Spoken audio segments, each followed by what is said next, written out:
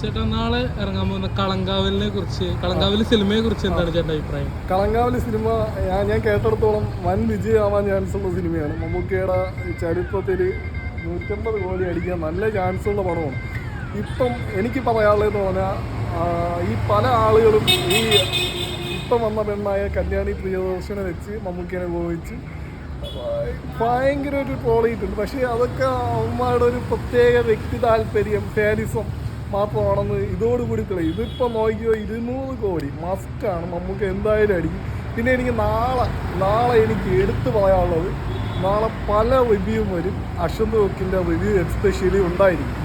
അശ്വന്ത് കൊക്കെന്ന് പറഞ്ഞാൽ അറിയാലോ, കട്ട മോഹൻലാൽ ഫാനാണ്. മോഹൻലാൽ ഫാൻ ആയിരിക്കുന്നതിനോട് യാതൊരു വിരോധമില്ല. ഞാനും മോഹൻലാൽ ഫാനാണ്. അതേപോലെ തന്നെ മമ്മൂക്കയെ സ്നേഹിക്കുന്ന ആളാണ്.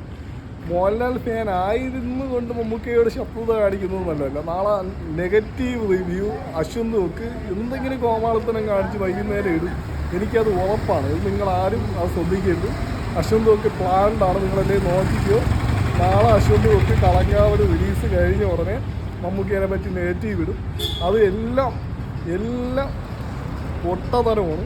നിങ്ങളാരും വിശ്വസിച്ച് സിനിമ കാണാതിരിക്കരുത്. കളങ്കാവൽ വൻ ഹിറ്റാവും.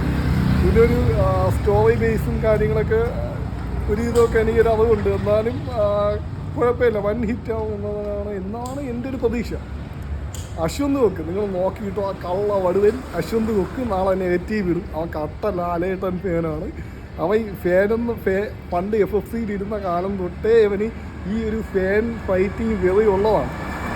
ഇവനാണ് ഈ മമ്മൂക്കേനെ പല ഇരട്ടപ്പേരും ഇട്ട് FFCയിൽ കളിയാക്കിക്കൊണ്ടിരുന്ന ഇവൻ നോക്കിക്കോ.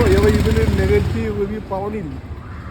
അത് നിങ്ങൾ ആരും വകവയ്ക്കരുത്. നിങ്ങളെല്ലാവരും വന്ന് കളങ്കാവൽ കാണണം. കളങ്കാവൽ ഒരു ഹിസ്റ്റോറിക്കലായിട്ടുള്ള ഒരു സ്പൈക്കിലോട്ട് ഈ സിനിമയെ കൊണ്ടെത്തി. ഈ സിനിമ ഫീൽഡിനെ, മലയാളം ഫിലിം ഇൻഡസ്ട്രിയെ കൊണ്ടെത്തിക്കുമെന്നത് 100% ഉറപ്പാണ്. എങ്ങനെയായാലും 150 കോടി മമ്മൂക്കയുടെ ചരിത്രത്തിൽ 150 കോടി അടിക്കാൻ പോകുന്ന ആദ്യത്തെ പടം.